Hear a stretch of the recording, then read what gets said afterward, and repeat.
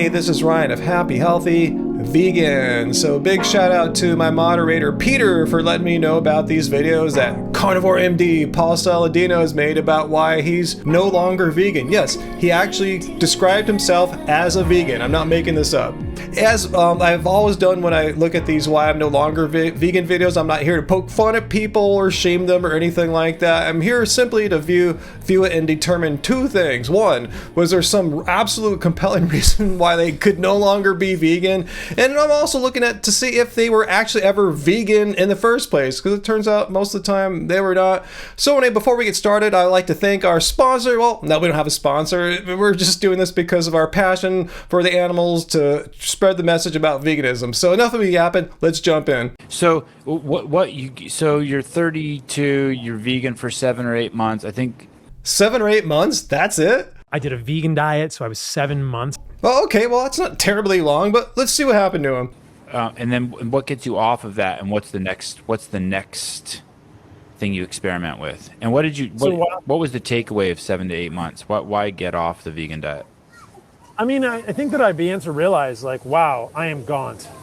I am really, really too skinny. I have horrible gas. I can't be around humans. All right, so first of all, I'm going to just state the obvious here. In all these videos I'm watching about Saladino, about why he's no longer vegan, I heard nothing whatsoever about animals.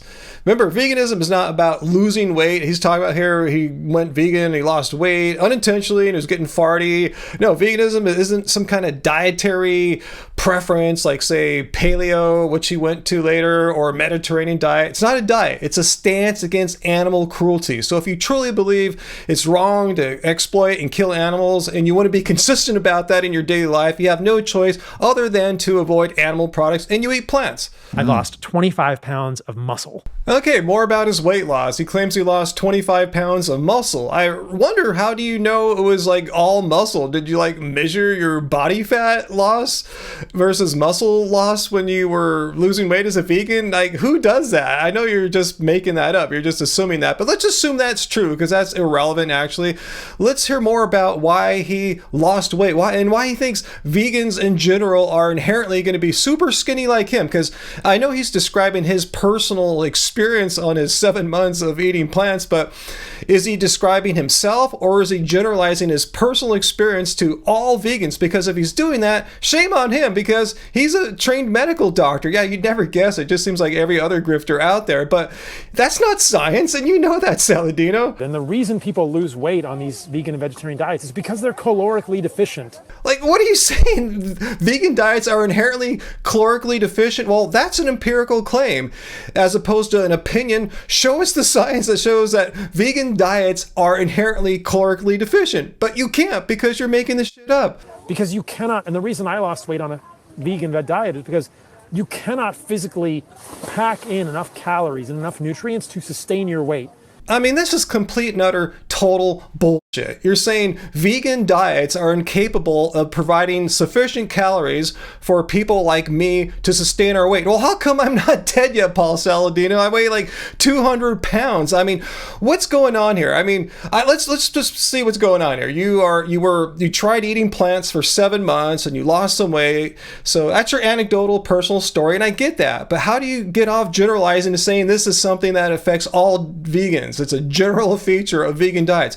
Maybe there's a more simple, reasonable explanation here. Ever hear of Occam's razor? Like, a simpler explanation tends to be the correct one, rather than this wacky, extreme claim that needs extreme evidence, which is lacking here. Anyway, let's look at what he actually did as a vegan. And it turns out, no surprise, he wasn't doing a regular, sensible vegan diet. I did a vegan diet, so I was 7 months of raw vegan about 12 or 13 years ago. Wait, did you hear something there that I heard? Let's play that again and make sure I'm not tripping. I did a vegan diet, so I was 7 months of raw vegan. All right, so let me state the obvious in case it's not obvious to some of you guys out there.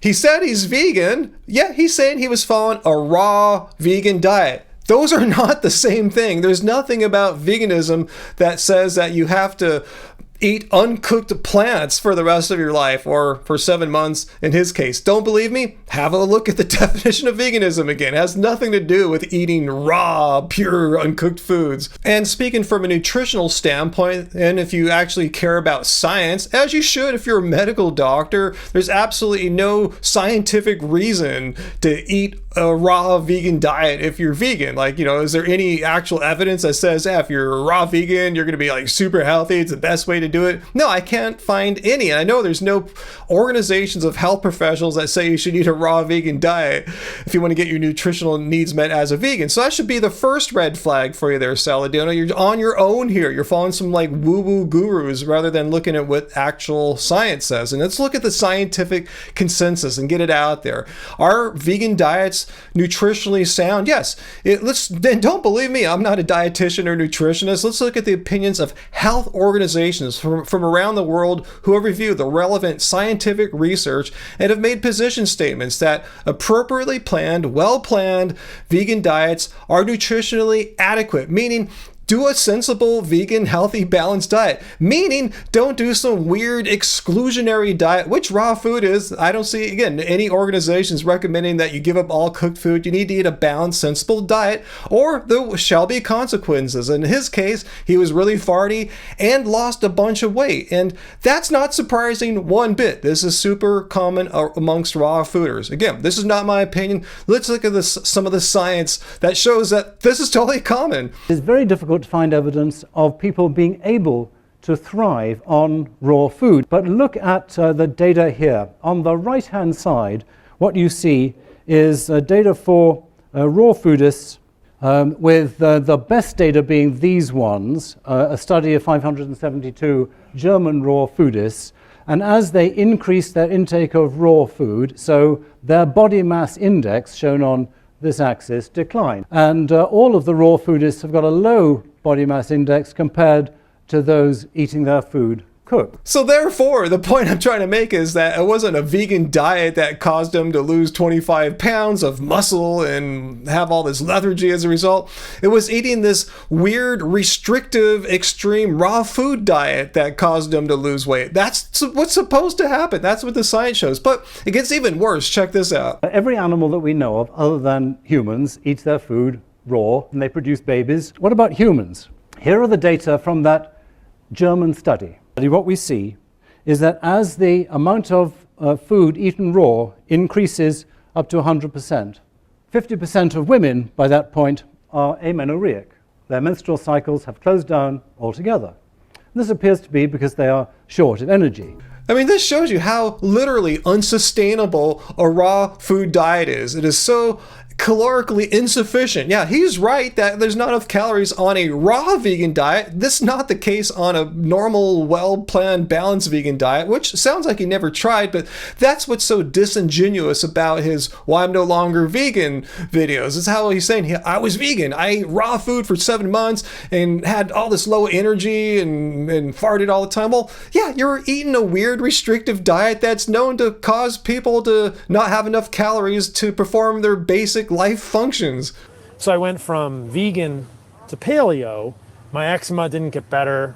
All right, so first of all, you never were vegan, Saladino. You never were in it for the animals. You were in it for some personal, selfish, woo-woo reasons. That's what raw is all about. So you went from raw food to paleo, and neither cured your eczema, which is no surprise. Let's look at the definition of veganism. It says nothing in here about disease reversal or medical illness reversal or something like that. But on an individual level, I know people like, say, Angie, whose eczema, which she's had her entire life basically, is gone now since she went vegan back in 2010. So yeah, it goes away for some people. Didn't go away for Paul. Veganism debunked. But my gas got a little bit better because I wasn't just eating kale shakes all day. Kale shakes? Are you serious? I mean, that's one of the staples of what you were eating back when you were a raw foodist, when you were calling yourself a vegan. It just shows you what a horrible way of eating you had. I mean, what medical organizations say you got to have kale shakes or something like that? I mean, do you think that's how vegans eat? That's how you try to paint it there. I mean, I've been vegan since 2010, over 13 years. I don't think I've ever had a kale shake in my entire life. So where did you get this idea that you had to have kale shakes? I know you got this from the raw gurus that you're following and they led you astray. You lost a bunch of weight, and you blame veganism on it. But take some responsibility that you went down some weird road that has nothing to do with veganism, but you're blaming veganism on what raw food just does to most people. My running got better. I immediately gained 10 pounds of muscle mass.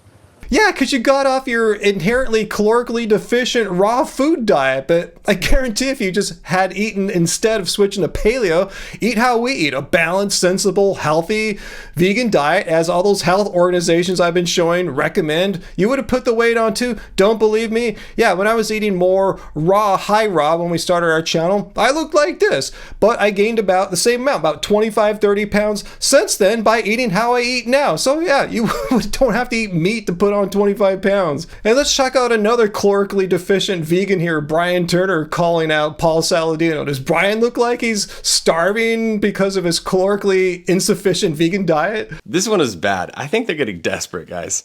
Vegans still crave meat. Don't believe me? Nope. I don't trust a single thing you say, Paul. So to summarize, Paul Saladino was never vegan. He was never in it for the animals.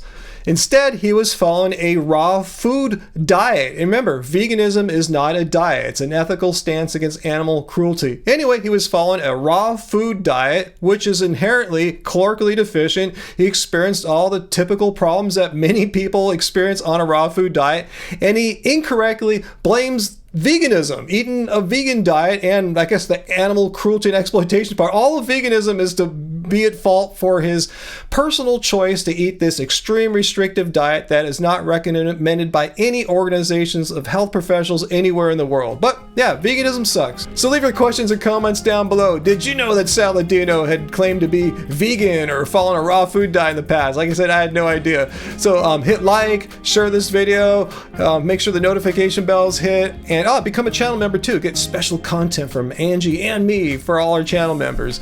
And if you really dislike what I'm saying or like what I'm saying, either way, come to the Friday live streams, 6 p.m. Pacific Standard Time. Tell me to my face. So I'll see you guys at the Friday live streams. And until then, remember, doesn't suck being vegan.